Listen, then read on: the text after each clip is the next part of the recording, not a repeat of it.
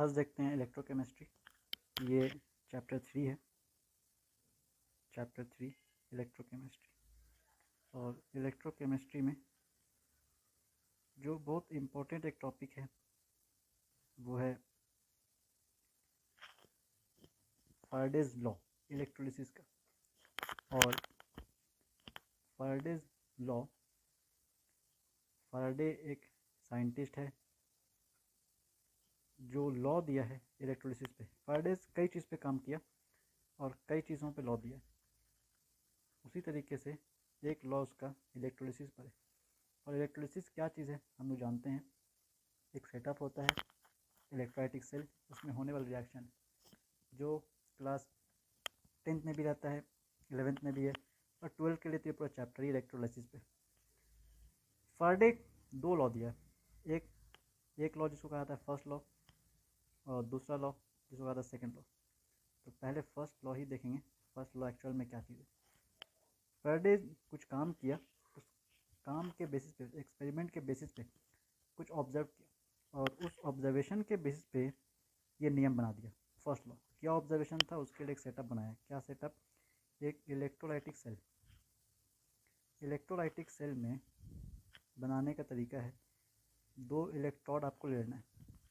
एक कंटेनर लेनी है, उसमें दो इलेक्ट्रोड है और इन दो इलेक्ट्रोड्स पर कम से कम रिएक्टिव का इलेक्ट्रोड जैसे प्लैटिनम, और यहाँ एक लगा दिए मान लीजिए आमीटर, करंट मेजर करने के लिए आमीटर एक डिवाइस। और इसमें फील्ड कर दिए मोल्टेन NaCl या मोल्टेन कोई भी इलेक्ट्रोलाइट। जैसे हम नाम रखें जनरल इलेक्ट्रोलाइट का नाम Ca क्या इलेक्ट्रोलाइट अगर पिघला हुआ है तो उसके पार्टिकल्स के बीच का अट्रैक्शन कम हो जाएगा, मीन्स वो इस तरीके से डिसोसिएट हो जाएगा। या पानी में भी घोल देंगे तो इस फॉर्म में डिसोसिएट हो जाएगा, एक्वस फॉर्म में। तो इस तरीके से हम लोगों के पास ये इलेक्ट्रोलाइट्स आ गए। और ये इलेक्ट्रोलाइट्स है इस कंटेनर के अंदर में। जैसे ही बैटरी कनेक्ट किए तो बैटरी के पॉजिटिव टर्मिनल के कारण इससे पॉजिटिव पोटेंशियल जनरेट हो जाएगा और इस पर नेगेटिव पोटेंशियल। और ये जो अनायन है वो पॉजिटिव की तरफ माइग्रेट करना चाहेगा। तो अनायन जिस इलेक्ट्रोड की तरफ जाएगा उसको कहा जाएगा एनोड। जो इलेक्ट्रोलिसिस में हम लोग देख चुके हैं, कटायन इसके तरफ माइग्रेट करेगा, इसको कहा जाएगा कैथोड। और ये माइग्रेशन से क्या करेगा ये लोग? माइग्रेशन से ये यहाँ जा करके इलेक्ट्रॉन लॉस करके यहाँ डिपॉजिट हो जाएगा और ये यहाँ जाके डिपॉजिट हो जाएगा। तो इसी चीज़ को ध्यान में रखते हुए फैराडे एक एक्सपेरिमेंट कर रहा था और इलेक्ट्रोलिसिस करवाना स्टार्ट किया। इलेक्ट्रोलिसिस से पहले मान लीजिए वो इस इलेक्ट्रोड का मास पता कर चुका है। इलेक्ट्रोड का मास मान लीजिए 10 ग्राम है। इलेक्ट्रोलिसिस को कुछ देर के लिए करवाया, कुछ देर के करवाने के बाद इसका देखा कि मास होगा 10.5 ग्राम। क्या मतलब? 0.5 ग्राम एक्स्ट्रा आया, इसका वजन 0.5 ग्राम बढ़ गया। तो 0.5 ग्राम कैसे बढ़ा होगा? ये एनोड का अनायन जो यहाँ जाकर डिपॉजिट हो गया, जिसके कारण इसका मास बढ़ गया। तो जितना मास डिपॉजिट हो रहा है उसको हम लोग लेट कर लेते हैं m या फिर w से लेट कर सकते हैं। m with the mass of substance deposited. जितना मास डिपॉजिट हो रहा है वो है एट इलेक्ट्रोड पे कितना मास डिपॉजिट हुआ उसको रिप्रेजेंट कर रहे हैं m से। अगर ये रिप्रेजेंटेशन ले लेंगे तो फिर लॉ समझ लेंगे आसानी से। और इस पूरे रिएक्शन को कुछ टाइम के लिए करवाया जा रहा है, तो t with the time period, t को मान लिए टाइम पीरियड। और ये रिएक्शन में जब एमीटर लगाए हैं तो कुछ करंट इससे पास होता होगा, तो करंट को मेजर करने के लिए एमीटर लगाए हुए हैं। तो I with the current passed through this solution, through this electrolyte, I with the current passed through electrolyte से कितना करंट पास हो रहा है ये पता चल गया, ये पता एमीटर चल जाएगा हमको। अब वो क्या किया, एक्सपेरिमेंट करना स्टार्ट किया। पहले इस रिएक्शन का इस इलेक्ट्रोड का मास पता कर दिया और उसके बाद 5 मिनट के लिए रिएक्शन करवाया। जब 5 मिनट के रिएक्शन करवा रहा है तो 5-5 मिनट में कई बार रीडिंग लिया। तो टाइम को रखा वो कांस्टेंट, टाइम रख दिया कांस्टेंट, टाइम वेरी नहीं कर रहा है। और ऑब्जर्व किया कि जब जब टाइम कांस्टेंट रखेंगे तो 2-3 बार रीडिंग लिया। जैसे मान लीजिए टाइम कांस्टेंट है, 5 मिनट के रिडक्शन करवा रहे हैं। फर्स्ट बार रीडिंग क्या हुआ, फर्स्ट ऑब्जर्वेशन क्या किया, 1 एम्पेयर करंट पास करवाए। 1 एम्पेयर करंट पास करवाने से देखा कि इसका 5 ग्राम मास बढ़ गया, 5 मिनट के रिडक्शन करवाया। दूसरी बार ही 5 मिनट के रिडक्शन करवाया, देखा कि 2 एम्पेयर करंट रखें, 2 एम्पेयर करंट से क्या ऑब्जर्वेशन मिला कि 10 ग्राम है मास बढ़ गया। इसका मतलब जैसे जैसे करंट बढ़ रहा है, करंट का मैग्नीट्यूड बढ़ा रहे हैं, मास ऑफ सब्सटेंस डिपॉजिट बढ़ जा रहा है। इसका मतलब वो कहा कि जो मास ऑफ सब्सटेंस डिपॉजिटेड है वो डायरेक्टली डिपेंड कर रहा है current pass through this electrolyte. उसी तरीके से दूसरी एक ब्रॉड ऑब्जर्वेशन करने का तरीका उसका कि करंट कांस्टेंट रखा हो। करंट कांस्टेंट रखने का मतलब एमीटर तो एक डिवाइस है, इसमें एक डिवाइस होता है, उसमें रीडिंग फिक्स करके छोड़ देंगे, उतना ही करंट आ रहा है। तो करंट मेजर करने के लिए एमीटर से एक फिक्स रीडिंग पर करंट पास करवा दिए और आई हो जाएगा कांस्टेंट। फिर उसी रिएक्शन उसी सेटअप को 5 मिनट के लिए वापस से फुल इनिशियल स्टेज पे लेंगे, 5 मिनट के रिडक्शन करवाएं, देखिए कि मास 2 ग्राम डिपॉजिट हो गया। दूसरी बार 10 मिनट के रिडक्शन करवाएं, देखें कि 4 ग्राम मास डिपॉजिट हो गया। इसका क्या मतलब निकालिएगा कि मास ऑफ सब्सटेंस जो डिपॉजिटेड है वो डिपेंड कर रहा है टाइम पर। जितना ज़्यादा देर के रिडक्शन करवाएंगे उतना ज़्यादा अनायंस का पार्टिकल सब यहाँ जाते जाएगा, मास उतना ज़्यादा जमा हो जाएगा। और जितना ज़्यादा करंट पास कराएंगे, करंट एक्चुअल में होता क्या है, करंट होता है चार्ज अपॉन टाइम। तो जितना ज़्यादा करंट पास कराएंगे उतना ज़्यादा चार्ज पास होगा, जितना ज़्यादा चार्ज पास होगा उतना ज़्यादा इलेक्ट्रॉन फ्लो होगा। तो ये एक्चुअल में तो इलेक्ट्रॉन ही ना लॉस कर रहा है, यहाँ जाके इलेक्ट्रॉन लॉस करता है। तो जितना ज़्यादा इलेक्ट्रॉन लॉस करेगा उतना ज़्यादा रिएक्शन होगा, उतना ज़्यादा सब्सटेंस डिपॉजिट हो जाएगा, उतना ज़्यादा मास जमा होगा। तो आई पे डिपेंड करेगा करंट पर, और जितना देर के रिएक्शन करवाएंगे जितना टाइम के लिए उस पर डिपेंड करेगा। और अगर इनमें से कोई कांस्टेंट नहीं है तो फाइनली लिखा सकता है m प्रोपोर्शनल टू IT, या फिर लिख सकते हैं m प्रोपोर्शनल टू q। क्यों, I इंटू टी, ये दोनों को मल्टीप्लाई कर दिए, क्या वैल्यू आएगा q के बराबर, तो m प्रोपोर्शनल टू q लिख सकते हैं। और इक्वल करने के लिए एक कांस्टेंट लगा सकते हैं m equal to z IT, constant z, या फिर लिख सकते हैं m equal to z into q, जहाँ पर z को तो सिंपली हम लोग कह सकते हैं प्रोपोर्शनलिटी कांस्टेंट है, प्रोपोर्शनलिटी कांस्टेंट, लेकिन इसका अपना नाम है प्रोपोर्शनलिटी कांस्टेंट। इसको कह सकते हैं प्रोपोर्शनल साइन हटाने के लिए, लेकिन इसको कहा जाता है electrochemical equivalent, electrochemical equivalent, electrochemical equivalent, इसको ये कहा जाता है। अब कुछ थोड़ा सा इक्विवेलेंट कॉन्सेप्ट में जाते हैं। इक्विवेलेंट कॉन्सेप्ट के हिसाब से क्या कॉन्सेप्ट है, जाते हैं। देखिए हम लोग जान रहे m equal to z into q. अगर चार्ज 1 फराड का पास करवाएं, 1 फराड का चार्ज कब पास हो सकता है, जब रिएक्शन में 1 मोल ऑफ इलेक्ट्रॉन का ट्रांसफर हो जाए। एक एटम आया, एक एटम लॉस किया, दूसरा आयन आया, दूसरा एटम लॉस किया, तीसरा आया, तीसरा लॉस किया, ऐसा ऐसा करते करते 6.022 10⁻23 इलेक्ट्रॉन, उतना इलेक्ट्रॉन अगर लॉस हो जाए तब हम कहेंगे कि 1 मोल इलेक्ट्रॉन लॉस कर दिया। तो 1 मोल इलेक्ट्रॉन जब लॉस होगा तो जो चार्ज पास होगा उस चार्ज का नाम होगा 1 फराड। तो जब अगर एक टॉपिक बना दें, ये टॉपिक सेट के, ये तो यहाँ तक हम लोग का फर्स्ट लॉ हो गया, first law complete. First law का यही कहना है, अगर चार्ज हम पास कराते हैं 1 फराड का, तो जो भी कुछ मास यहाँ जाके जो जमा होगा सब्सटेंस का, उस मास को कहा जाएगा इक्विवेलेंट मास, और जिसको रिप्रेजेंट करते हैं ई से। तो m बराबर हो जाएगा किसके, ई के। जो सब्सटेंस मास हुआ, जमा हुआ, उस जमे हुए मास का वैल्यू होगा ई के बराबर, उस सब्सटेंस के इक्विवेलेंट मास के बराबर। अब मान लीजिए यहाँ पे Na प्लस है, Na प्लस यहाँ जाके डिपॉजिट हो गया। Na प्लस अगर 1 फराड का चार्ज पास कराएंगे तो Na प्लस का जितना इक्विवेलेंट मास होगा उतना ग्राम वहाँ पर जाकर Na प्लस जमा हो जाएगा। तो ऐसा जब करेंगे तो हम फैराडे फर्स्ट लॉ क्या ले सकते हैं, फैराडे फर्स्ट लॉ एक्चुअल में होता है कि m is equal to z into q. तो m की जगह लिखा सकता है e। ऐसा कब होगा, जब q का वैल्यू कितना रखें 1f। तो इससे z का वैल्यू आपको आता हुआ क्या दिख रहा है, e बाई एफ। तो इलेक्ट्रोकेमिकल इक्विवेलेंट का वैल्यू e बाई एफ के बराबर होता है। तो नाउ इस हिसाब से हम लोग इक्वेशन लिख सकते हैं जो होता है m is equal to z into q. तो z के जगह पे एक जनरल इक्वेशन, वापस से कंटिन्यू आते हैं, ये एक एक्स्ट्रा टॉपिक था, ये ख़त्म। सिर्फ z समझाने के लिए, z एक्चुअल में क्या चीज़ है, और m का वैल्यू अगर निकालना है, m एक्चुअल में क्या है, z इंटू क्यू। तो z के जगह लिख सकते हैं e by F into Q. अब देखिए m मास है, e भी मास है, f चार्ज है, q भी चार्ज है, दोनों मास को एक जगह, दोनों चार्ज को एक जगह कर देते हैं। तो इसको हम अरेंज करेंगे तो ऐसा आ जाएगा m by E equal to Q by F. m by E को कहा जाता है नंबर ऑफ इक्विवेलेंट, और इसको कहा जाता है number of Faraday, number of Faraday. इसका मतलब अगर हम एक फैराड का चार्ज पास कराते हैं तो 1 इक्विवेलेंट के बराबर इसका मास जमा होगा। अगर 2 फैराड का चार्ज पास कराएंगे तो 2 इक्विवेलेंट के बराबर इसका मास जमा होगा। तो ये जो 2 इक्विवेलेंट, 1 इक्विवेलेंट, 3 इक्विवेलेंट आएगा, वो एक्चुअल में क्या, नंबर ऑफ इक्विवेलेंट है। नंबर इक्विवेलेंट कैसे होता है, जैसे नंबर ऑफ मोल्स होता है, वैसे नंबर ऑफ इक्विवेलेंट है। नंबर ऑफ इक्विवेलेंट ये क्या होता है हम बताते हैं।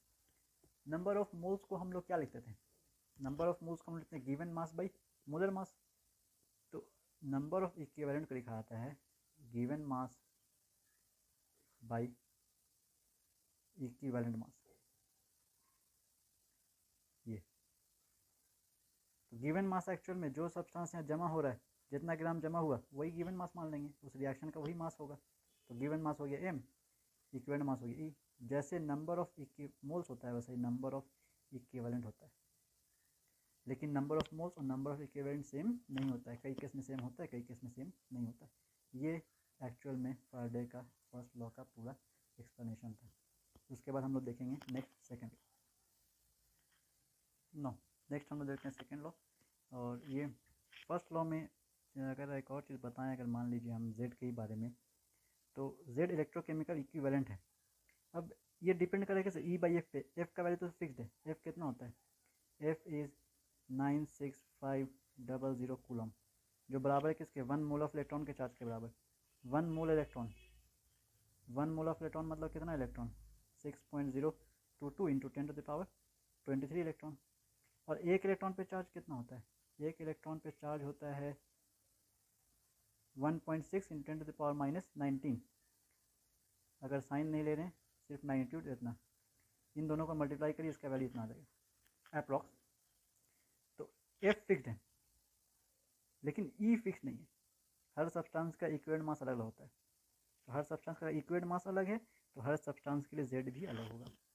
सोडियम का इक्विवेलेंट मास कुछ और आएगा, मैग्नीशियम का इक्विवेलेंट मास कुछ और आएगा, तो सोडियम का Z कुछ और होगा और मैग्नीशियम का Z कुछ और होगा। तो ये सब्सटेंस पर वेरी करता है, मतलब ये फिक्स्ड चीज़ नहीं है, फिक्स्ड है किसी फिक्स्ड कंपाउंड के लिए, कंपाउंड चेंज Z भी change. No next second law पहुँचते हैं, फैराडे का second law. Second law easy है, सेकेंड लॉ कैसे किया वो समझिए। 2 इलेक्ट्रोलाइटिक सेल लेनी है और 2 इलेक्ट्रोलाइटिक सेल मिनिमम, ज़्यादा भी ले सकते हो आप, मिनिमम 2 इलेक्ट्रोलाइटिक सेल लेनी है और दोनों में सेम सब्सटेंस भी आप रख सकते हो, डिफरेंट सब्सटेंस भी रख सकते हो। ज़्यादा अच्छा है कि डिफरेंट रखिए। तो फैराडे जो काम किया उसके हिसाब समझें, तो 2 अलग अलग इलेक्ट्रोलाइटिक सेल लिया, इसका मतलब 2 अलग अलग इलेक्ट्रोलाइट हो सकता है, इसमें सॉल्यूशन हो सकता है। जैसे मान लीजिए एक में हम रख लेते हैं, इसका नाम रखिए सेल 1, इस सेल 1 में एक्वस NaCl रखिए। इस सेल 2 में, इसमें भी, इसमें रख दिया एक्वस Na2SO4, अलग अलग रख सकते हैं। तो डिफरेंट इलेक्ट्रोलाइट रखें, इसका नाम रखें सेल 1, इसका नाम रखें सेल 2, ठीक है।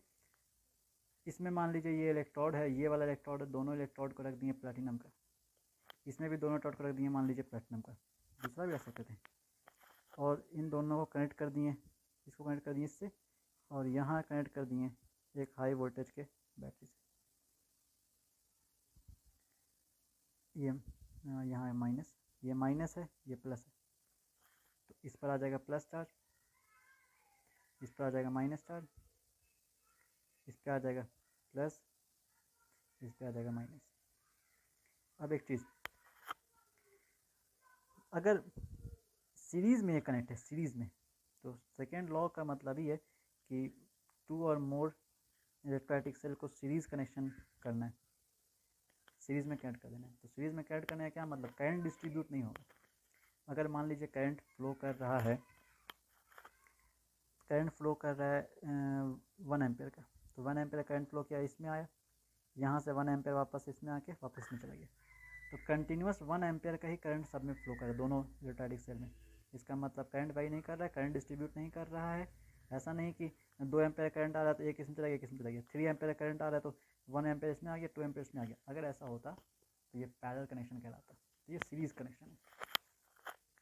अब सीरीज़ कनेक्शन में NaCl में, इसमें तो कई तरह का आयंस है, Na+ है, Cl- है, H+ है, OH- है। एक्वस वाटर है, वाटर में ये आयन मिलेगा, इसमें ये आयन मिलेगा।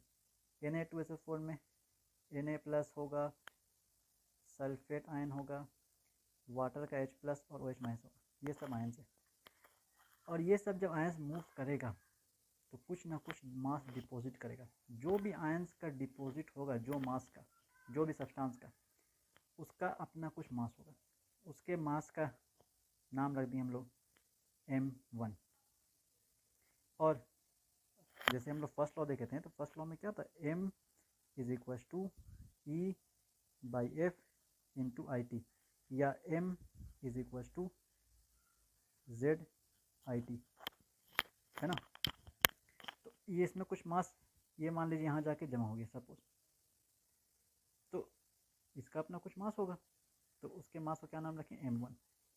इस सब्सटेंस का अपना कुछ इक्विवेलेंट मास भी होगा, उसका नाम रखें E1।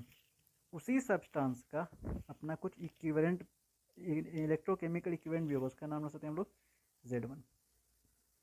उसी तरीके से इस सेल में जो मास डिपॉजिट होगा उसका नाम रखें M2, इक्विवेलेंट मास रखें E2, और इलेक्ट्रोकेमिकल नाम रखें Z2। अब I कांस्टेंट होगा, क्यों, जितना करंट इसमें पास हो रहा है उसमें करंट इतना पास, दोनों में सेम करंट पास हो रहा है, तो I1 I2 दोनों बराबर होगा। जितना देर के लिए इसमें रिएक्शन करवा रहे हैं उतना देर के लिए भी रिएक्शन होगा, सेम कनेक्ट है। स्विच ऑन किए, इसमें रिएक्शन स्टार्ट हो गया, इसमें भी स्टार्ट हो जाएगा। स्विच ऑफ किए, इसमें बंद, इसमें बंद, मीन्स दोनों में सेम टाइम का रिएक्शन हो रहा है, तो टाइम भी कांस्टेंट, दोनों ही के लिए टाइम सेम होगा, दोनों का वैल्यू टाइम का सेम होगा, करंट का भी सेम होगा।